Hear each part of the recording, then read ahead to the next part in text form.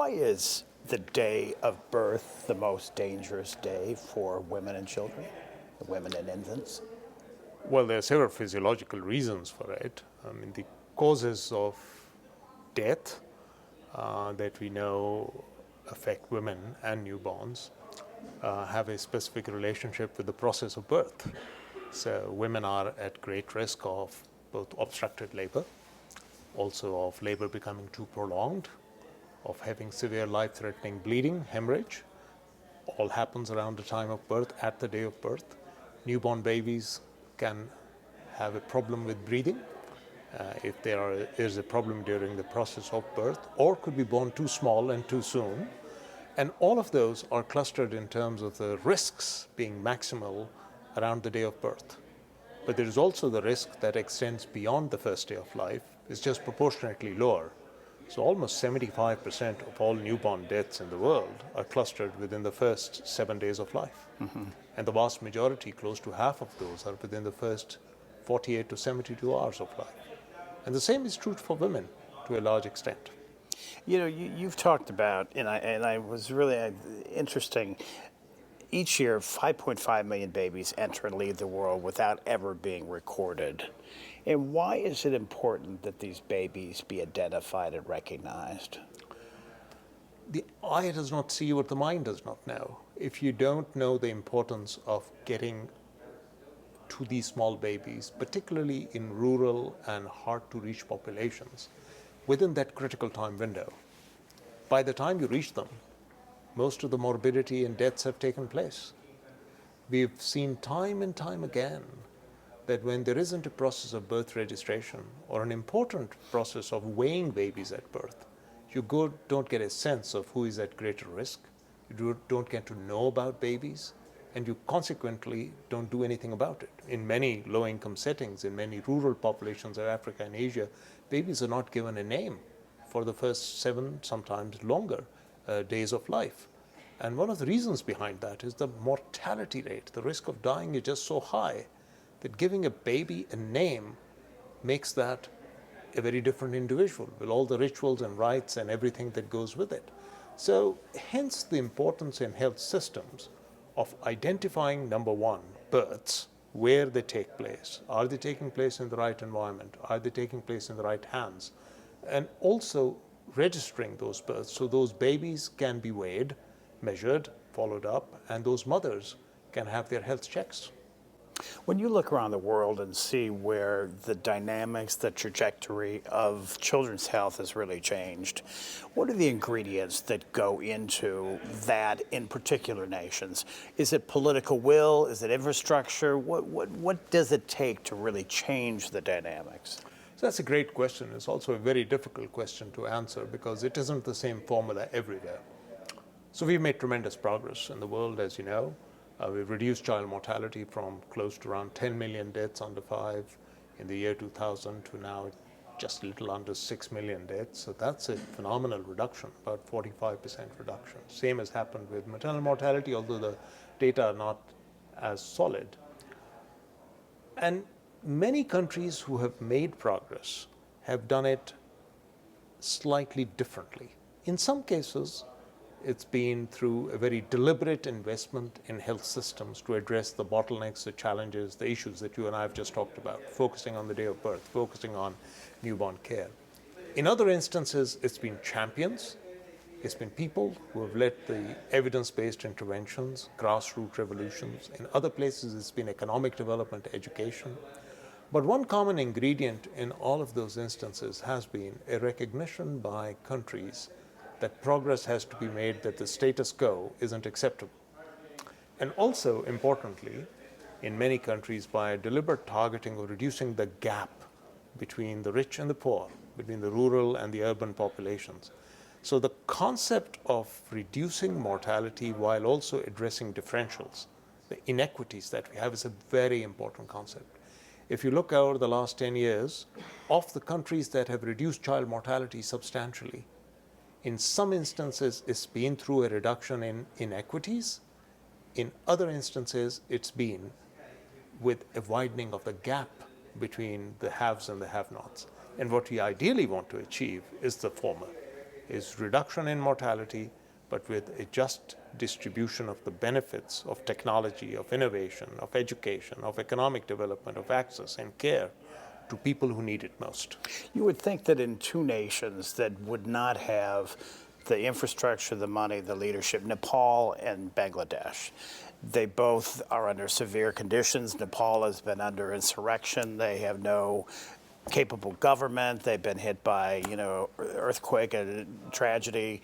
Bangladesh, same situation in many respects, not have stable leadership. What has caused them to sort of rise from the ashes? Fantastic question. And it's different in both countries. Let me take Bangladesh first, a country that I know very well. Well, I've been visiting Bangladesh from the 60s. So in Bangladesh, a lot of the grassroots change for particularly maternal child health, reproductive health and development came from the grassroots movements. Did not necessarily come from government investments, but it came from very strong civic society movements, came from non-governmental organizations, BRAC, putting out community health workers, came from deliberate investments in the health and education of young girls, empowerment of women, a focus on increasing things like age at marriage, and ensuring that there was a holistic development in terms of improving maternal and child health, which wasn't focused on magic fixes or bullets, but was focused on an overall sense of awareness in the community, improvements in education. The advantage was that they did not have a feudal system. So they started off without necessarily many of the baggage that many other places, or even West Bengal and Bihar carried. But they have still huge inequities, and they have huge challenges. And when you talk about inequities, let me stop here. Are you talking about the disparities between men, women, and children, or are you talking about the rich versus poor? What are the inequities? So inequity is an unfair inequality. Inequalities are a way of life. I mean, people are different because of their background, because of their geography, where they live. We call those inequalities inequities when they are unjust and unjustified and unfair. So, for example, you could come from the same environment, but if you are marginalized on the basis of ethnicity, on the basis of the fact that you live in a particular urban slum, those are the types of things which are fixable. Inequality is the reality of life. Not every part, not every society, not every part of the United States is the same. So I do want to make that differentiation because that's a very important differentiation, and countries are able to tackle inequities much faster than they tackle inequalities. Now, we were talking about Nepal. In Nepal, it's a fascinating case study because in Nepal, despite the civil war, despite the fact that they had an extreme left-wing movement, despite the fact that they had such a dysfunctional monarchy and such huge economic challenges, they've had very strong public sector leadership. And that public sector leadership has also worked hand in hand with civic society organizations and non-governmental organizations. And certainly where the population is clustered, they've been able to implement evidence-based interventions. So Nepal is a remarkable example of doing not just the right things, but also doing things the right way. So I'm a great admirer of many interventions that have been implemented in Nepal much faster than many other parts of South Asia, even their much well-endowed southern neighbors, because they went through a very systematic process of diagnosis, addressing bottlenecks, and then implementation at scale. And when you look at the most populous nations, China and India, how are they changing the trajectory? So in different ways, and you could argue that China and India face different challenges moving forward also. So let me take the example of China. So China invested, by nature of its political system and the communist rule, very deliberately in primary care and in principally a very egalitarian system of education, health service, etc. Then went through a massive economic growth and development pathway. And a period of great confusion in which the private sector is now flourishing, and therefore it's creating its own dynamics in terms of what we talked about, differentials and access and care. So China achieved a level of development, a level of reduction in maternal and child morbidity and mortality much faster than any of its neighbors. But moving forward is now beginning to encounter many of the problems of development and the fact that they have an increasingly urban-rural divide in terms of types of care, quality of care. So China faces a huge problem of making that quantum leap now from a functional, efficient health system for delivering a basic level of care to where China should, by virtue of its economic growth, should be. And they are not there yet. So their quality of care issue is a big challenge. In India, we still face huge issues of inequality, differentials, of the fact that many of the social determinants of health that relate to education, to religion, to caste systems, education, access, they are fundamentally holding India back. And India is only now just beginning to make many of the investments that it ought to have made decades ago. So China has been able to roll out education. You don't have the problems of environmental, sanitation, water supply, hygiene, not to the same extent that India does. China has different environmental problems related to development. But India still got to get potable water to the majority of its population, ensure that people have toilets where they need it, that people are able to have access to basic services in some of the poorest rural populations, and that it is able to offer economic incentives for people to grow in the areas where they live without having to move to massive squatter settlements in big cities. Layer in the issues of war, terrorism, refugee camps, all of these significant issues that are centered in the Middle East, Syrian refugees, Afghani refugees, Iraqi refugees, and the crisis that creates for women and children specifically. Well, that's the challenge that we face today. And it's not been on the radar screen of global health programs beyond emergency or Band-Aid care. So to give you a figure, we estimate that close to around 45, maybe 50%, if you rely on some figures, of the current burden on maternal and child ill health and mortality is now in countries affected by acute or chronic conflict. So yes, for every Syria that you have, you also have examples of Iraq, of Afghanistan, countries that have been, I would say, in the throes of a chronic conflict for well over a generation now. I come from the north of Pakistan myself. I've seen firsthand what that region has gone through, not just Afghanistan, but in the neighboring area, my own province where I come from, for well over 30, 40 years now. So in those areas, it is very difficult to disentangle the issue of conflict, of insecurity, of the fact that the traditional way of doing business, of providing health, does not work. And there, increasingly, what we are now aiming to move towards is the kind of a health system and service which has the agility, which has the plasticity to be able to adapt to local conditions.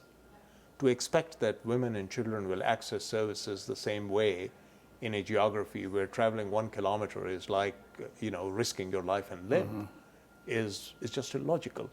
So your question is very valid in that we do, as a global community, have to realize that a large proportion of the world is living in very insecure environments. They're also mobile populations because they're moving. Just look at the refugees and the population of Syria and Iraq in that area that's moved out. And also the fact that women and children, unfortunately, bear a disproportionate amount of burden of not just the risk of dying or risk of morbidity, but also long-term consequences. So what the world has got to imagine is that what we are dealing with right now is, yes, to a certain extent important from a survival perspective, which is what, by the way, most agencies dealing with conflict and humanitarian assistance deal with, is just acute care. But the children and women and families who are being affected by the violence, by the conditions that insecurity and conflict creates, will have consequences beyond the current generation. Yeah, we're talking about significant mental health issues, of depression, Absolutely. of anxiety, of... And also things that are not just affecting people in terms of the consequences of exposure to violence, but also how people become inured to this in some way. Decades ago, I mean almost 20 years ago, I wrote a paper on Afghanistan called The Children of War. And what I had sadly predicted in that document, based on my own observation of what was happening out there, was that children who are growing up facing violence of an extreme nature will also sometimes become perpetrators of that violence, just like exposure to many of these things in the urban centers of crime and drugs also to a certain extent makes people much more liable to take on that, the quality of life. So I'm not saying that this is irremediable negative exposure, but it's something that we as practitioners and public health policy advocates need to be very aware of. What keeps you optimistic amid all of the myriad of problems? Is that for every problem that I see, that I've seen twice or thrice as many being solved. So what I just started off by telling you is that the reduction in child mortality over the last 10 years from 10 million to less than 6 is one of the fastest rates of decline of mortality in the history of mankind.